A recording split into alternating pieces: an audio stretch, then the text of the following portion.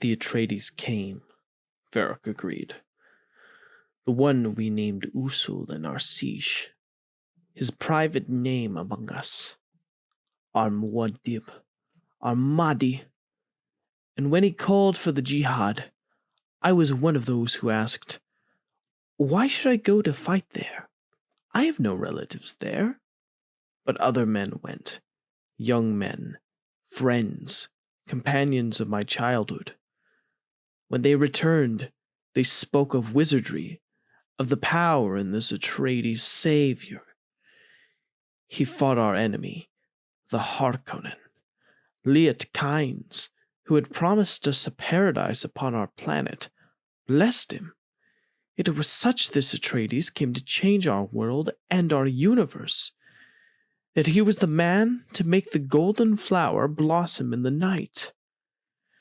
Varric held up his hands, examined the palms. Men pointed to first moon and said, his soul is there. Thus, he was called Muad'Dib. I did not understand all this. He lowered his hands, stared across the courtyard at his son. I had no thoughts in my head. There were thoughts only in my heart and my belly and my loins.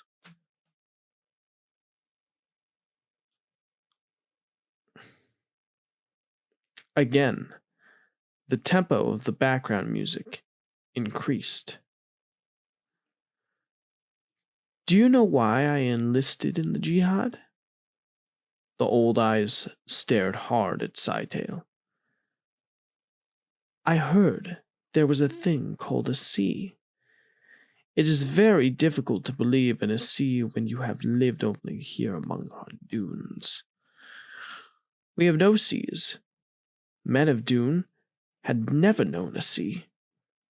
We had our wind traps. We collected water for the great change Liet Kynes promised us. This great change, Muad'Dib, is bringing with a wave of his hand. I could imagine a Qanat, water flowing across the land in a canal. From this, my mind could picture a river. But a sea? Varric gazed at the translucent cover of his courtyard, as though trying to probe into the universe beyond. A sea, he said, voice low. It was too much for my mind to picture. Yet, men I knew said they had seen this marvel. I thought they lied, but I had to know for myself. It was for this reason that I enlisted. The youth struck a loud final chord on the balisette, took up a new song with an oddly undulating rhythm.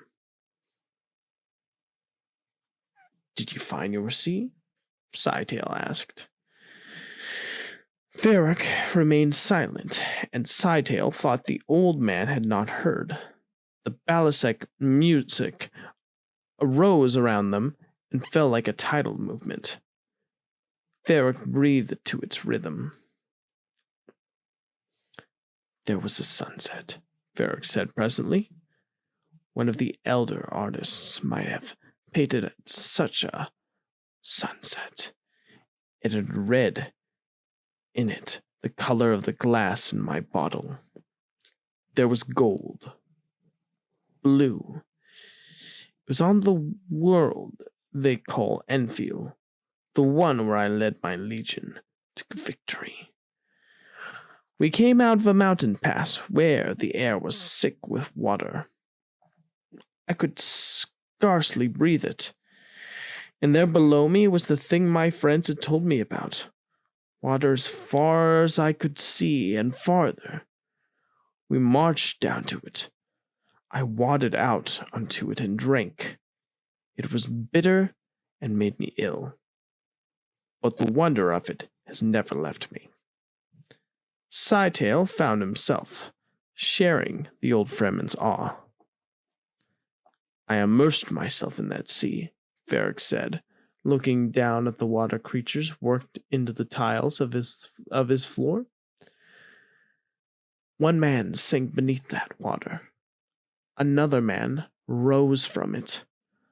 I felt that I could remember a past which had never been. I stared around me with eyes which could accept anything at all.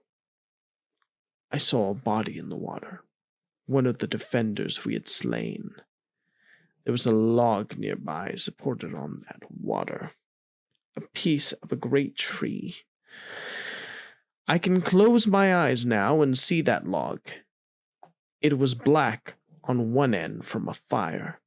There was a piece of cloth in that water, no more than a yellow rag, torn, dirty. I looked at all those things, and I understood why they had come to this place. It was for me to see them. Varric turned slowly, stared into Scytale's eyes. The universe is unfinished, you know, he said. This one is garrulous, but deep, Scytale thought. And he said, I can see it made a profound impression on you. You are Talaxu, Varric said. You have seen many seas. I have seen only this one, yet I know a thing about seas which you do not. Scytale found himself in the grip of an odd feeling of disquiet. The mother of chaos was born in a sea, Varric said. A Quasara Typhoid stood nearby when I came dripping from that water. He had not entered the sea. He stood on the sand. It was wet sand, with some of my men who shared his fear. He watched me with eyes that knew I had learned something which was denied to him.